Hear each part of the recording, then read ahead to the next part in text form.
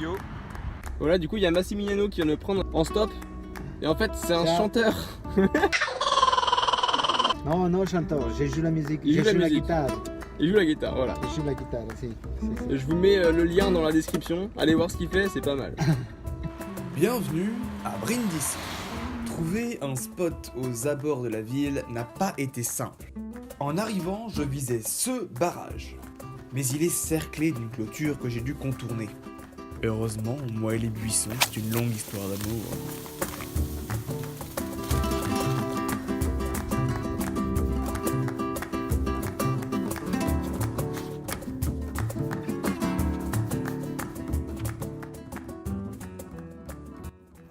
La nuit passe.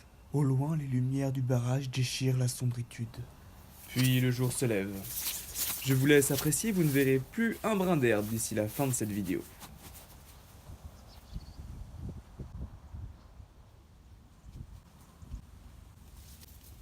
Allez, il est temps d'aller faire un tour en ville.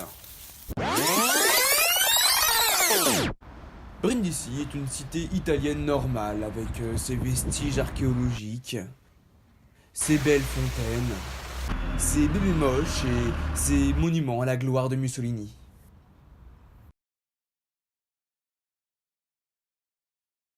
Comme partout en Italie, la religion y est très présente.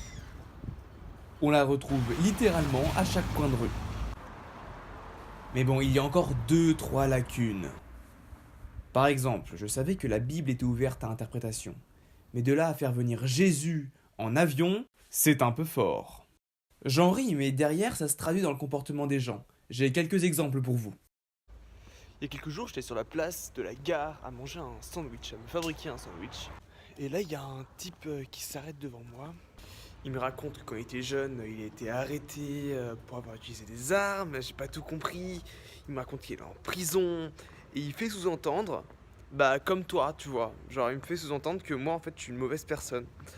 J'ai envie de lui dire, mec, je mange un sandwich. Et là, le mec, vachement sérieux, il me dit qu'il va prier pour moi. Et comme ça, au milieu de la rue, le mec il commence à prier. Et moi j'étais là, ok. Voilà, c'était ma rencontre avec un mafieux reconverti. D'ailleurs, je précise bien qu'à la fin, il m'a dit lis la Bible, c'est important de lire la Bible. J'étais là, oui, monsieur, oui. Puis il est parti. Il y a cet autre truc qui m'est arrivé aussi. J'étais rentré dans une église parce que j'aime bien les églises. C'était pour la visiter. Moi j'ai juste fait le tour et puis je suis sorti. Et là il y a une meuf qui était rentrée dans l'église aussi, qui a fait son signe de croix 2 fois quand je suis sorti de l'église. Et ça m'était jamais arrivé en France quoi. Voilà. Aussi quand j'étais avec Léa, tous les gens quand ils nous voyaient ensemble, la première question qu'ils lançaient pour aborder la conversation, c'était est-ce que vous êtes mariés ? Ce qui n'arrive jamais en France non plus. Surtout, n'allez pas penser que la religion me dérange ou quoi que ce soit. Hein. Je fais juste la liste des choses que j'ai remarquées, des différences qui m'ont frappé entre l'Italie et la France, quoi. Forcément, c'est impacté par la façon dont je pense. Il y a d'autres trucs, bien sûr, hein, comme l'amour des Italiens pour leurs chiens et le fait qu'ils aiment les laisser sans laisse, se balader un peu partout. Ce qui fait d'ailleurs aussi qu'on trouve pas mal de chiens morts au bord des routes. Des pour et des contre, la liberté contre la fatalité. Leurs villes sont un peu plus sales aussi qu'en France et ils ont l'air d'être un peu moins écolos, même s'il y a quand même pas mal de recyclage. Je l'ai déjà sous-entendu dans d'autres vidéos, mais il y a aussi plus de misogynie en Italie qu'en France, j'ai l'impression. Par exemple, les hommes, ils ont tendance à toucher vachement les femmes super facilement. Genre les femmes, elles les repoussent et eux, ils continuent à les toucher, à être collants, quoi. Là, en France, t'aurais eu un balance ton porc, une vidéo sur YouTube et tout.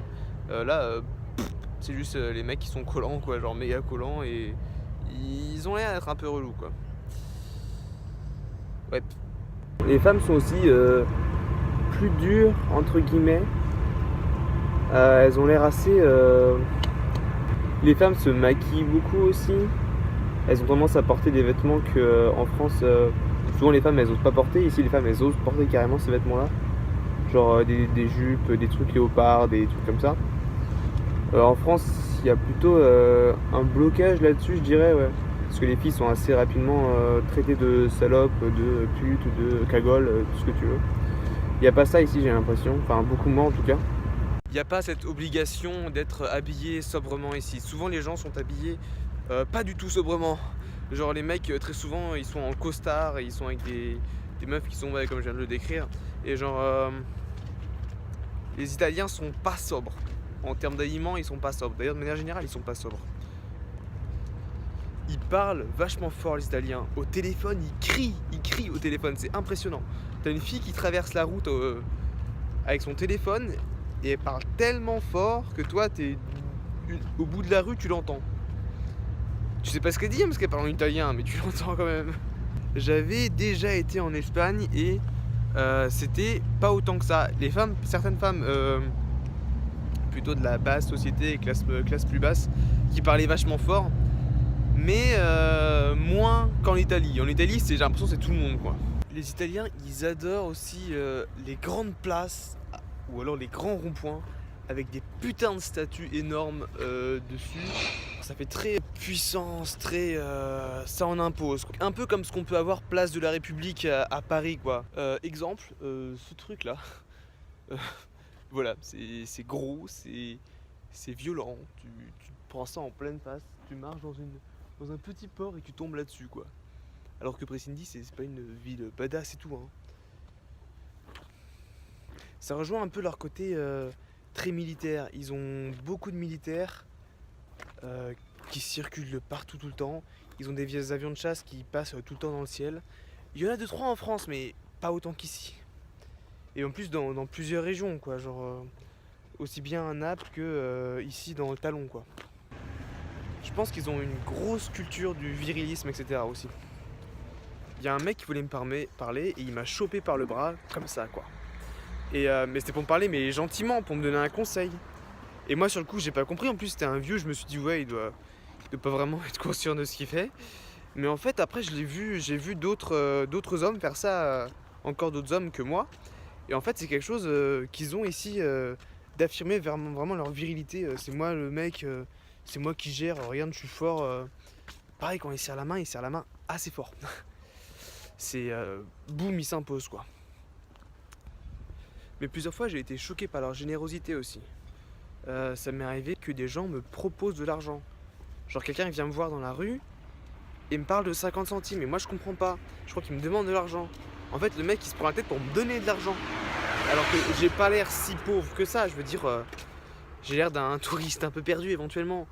Mais j'ai pas l'air si pauvre que ça. On m'avait parlé pas mal de vols en Italie. Nous on n'en a pas du tout eu, du tout. Peut-être à Rome, mais je me dis c'est comme à Paris, il doit y en avoir à peu près partout quoi. Parce que moi perso, pas eu de problème de vol avec qui que ce soit, non du tout. Désolé pour le temps dégueu, mais encore une fois, je tourne le jour où je pars. La pluie ça mouille, on va dire que ça annonce la fin de la vidéo. Du coup je vous fais des grosses bises. Et voilà.